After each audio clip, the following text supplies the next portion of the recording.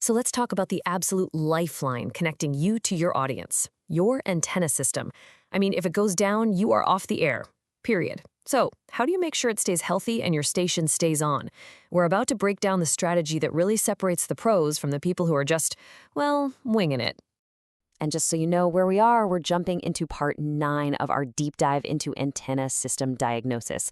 This part is all about the resolution, right? It's about putting a solid maintenance plan in place that, actually keeps you on the air and protects your bottom line.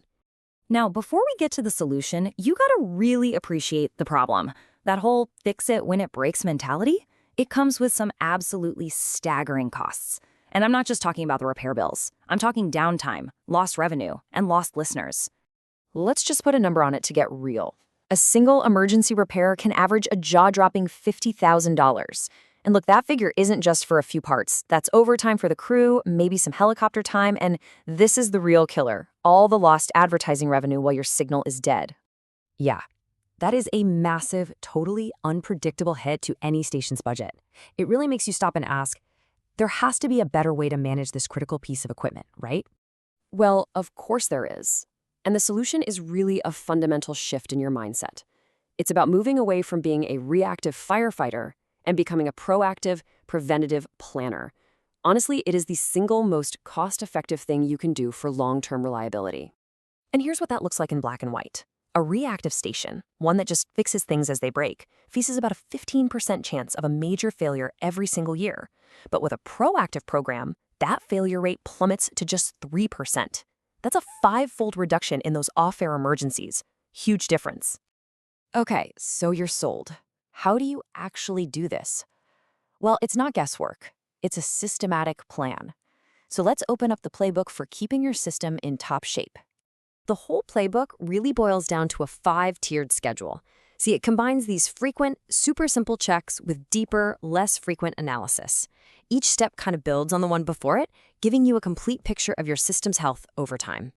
So your first line of defense is just plain consistency. Every week, you glance at your automated system data, things like VSW, which is just a measure of signal reflection. If you see anything drifting in a weird way, that's your early warning. Then, once a month, you actually walk the site. Take pictures. Look for physical stuff like rust or loose connections. You'll catch things before they become big, expensive problems. Then, every quarter, it's time to bring out the test gear. This is where you get the hard data on your system's performance and, crucially, compare it to the baseline you established when everything was perfect. And then twice a year, you get the pros to go up the tower for a real hands-on inspection of every nut, bolt, and connection up there. And a key tool in that quarterly trek is something called distance to fault, or DTF. This thing is a total game changer.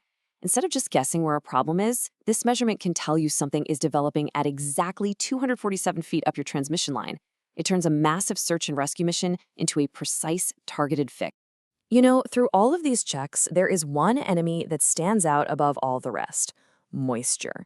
The weatherproofing that protects your entire RF system, it just degrades over time. Renewing it on a regular schedule is the single cheapest insurance policy you can possibly buy against a catastrophic failure. Seriously. All right, so all this planning and inspecting sounds great, but what is the actual hard dollar return on this? I mean, what does the payoff for all this effort really look like on the balance sheet? Well, the answer comes from this great case study. It's a tale of 2 stations, basically identical in every way. We'll call them Station A, the planner, and Station B, the firefighter. And as you'll see, they took 2 very, very different paths.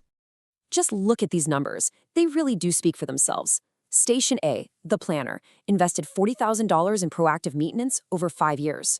Yeah, they still had one minor outage that cost them $12,000. Now look at Station B, the firefighter.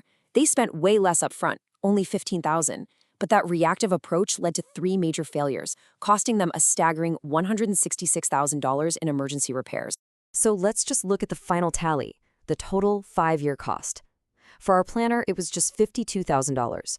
For the firefighter, $181,000. You can see it right there. One of those is a manageable operating cost. The other is a straight-up financial disaster. The difference is a stunning $129,000. That is how much the proactive approach saved Station A over just 5 years. And that's all while delivering way, way better on-air reliability. And this is exactly why we have to completely reframe how we think about this stuff. Maintenance isn't just another expense on a spreadsheet that you try to cut. It is a direct investment in the financial health and the long-term stability of your station. And the return on that investment? It goes so far beyond just avoiding repair bills. You're extending the life of your very expensive equipment. You're keeping your audience and your advertisers happy with a reliable signal.